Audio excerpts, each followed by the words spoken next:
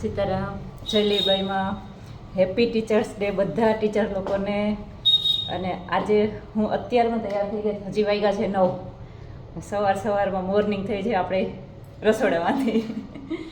હમણાં દૂધ પીને પછી બહાર જાઉં છું. આજે ક્યાં જાઉં છું એ સરપ્રાઈઝ છે તમારા માટે. જોકે મારાથી થોડીક વાર જ સરપ્રાઈઝ રહેશે, પછી કહી જ દઈશું કે ક્યાં જાઉં છું એમ. પણ હું અત્યારમાં તૈયાર થઈ ગઈ ને જ્યાં જાઉં છું એ ખરેખર પ્રાઉડ મુમેન્ટ છે મારા માટે. એટલે આટલી વહેલી ઉઠી, કામ પતાવી અને તૈયાર થઈ ગઈ. હમણાં દૂધ આવ્યું તો દૂધ પીને પછી નીકળું, બસ 9 વાગ્યા પછી. સીતારામ પપ્પા. સીતારામ. આ ટીચર્સ ડે છે, બધા ટીચર્સને હેપી ટીચર્સ ડે. હા, આજ મારે એક જગ્યાએ બહાર જવું છે એટલે પપ્પાને ઉઠાડી. બાકી તો લગભગ 8:30 ઉઠી જાય. આજે જ સૂઈ ગયા હતા. આજ નીંદર આવી ગઈ હતી.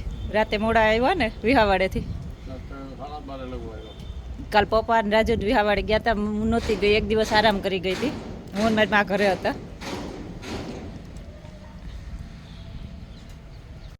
હું ગમે ત્યાં બારે જતી હોય, કેટલા વાગે પાછી આવી, કેટલા વાગે જવાનું, બધુંય ઘરે કહીને જતી હોય. પપ્પાને ઉઠાડ્યા એટલે તમારે જવું હતું તો મેં કીધું હું જાઉં એમ કહીને પછી નીકળું. આમ તો જો કે ખબર જ હતી મારી માને સાંજે કે સવાર 9 વાગે હું જવાની છે એમ.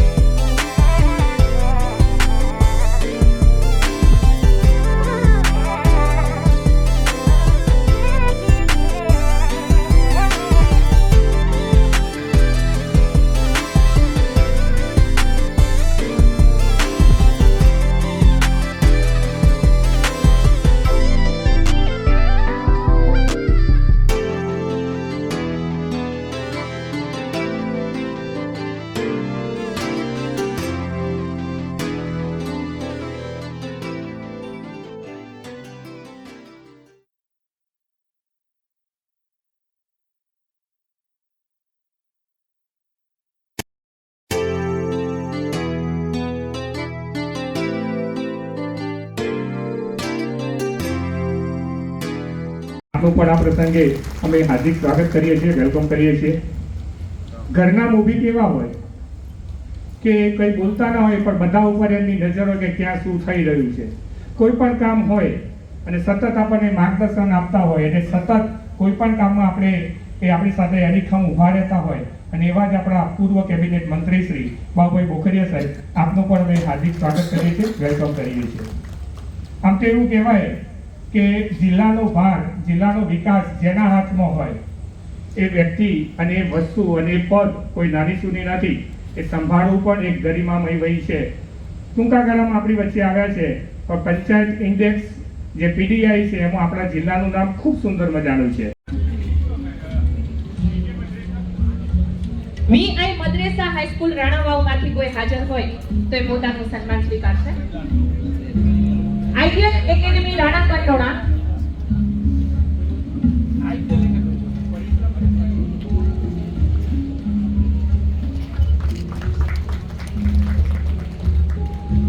વીજે મદ્રેસા હાઈસ્કૂલ પોરબંદરના આચાર્યશ્રી ઉપસ્થિત હોય તો એમનું સન્માન સ્વીકારશે.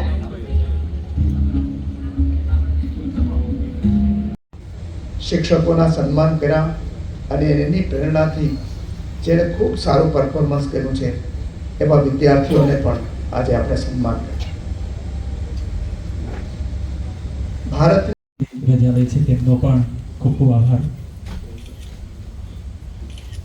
હું પ્રોગ્રામમાંથી ઘરે આવતા રહ્યા.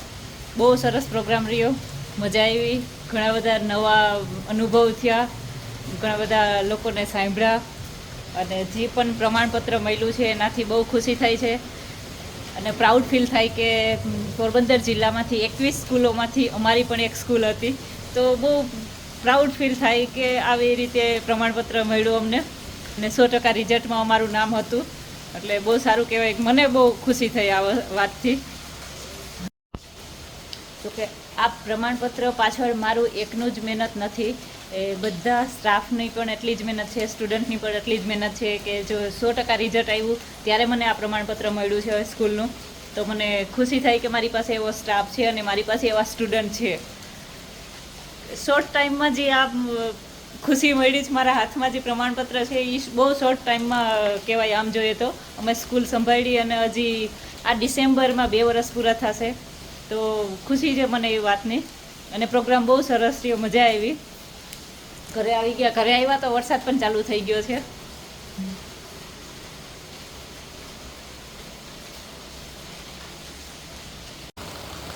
તબિયતની વાત કરું તો મારી તબિયત એકદમ સારી છે. ગઈકાલથી કંઈ જ પ્રોબ્લેમ નથી થયો મને, એકેય વખત તાવ પાછો નથી આવ્યો.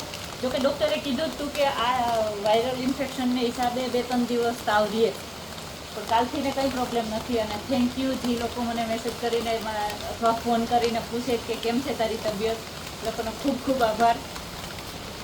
સારું હતી, તબિયત સારી હતી એટલે જ હું અત્યારે પ્રોગ્રામમાં ગઈ હતી સવારે.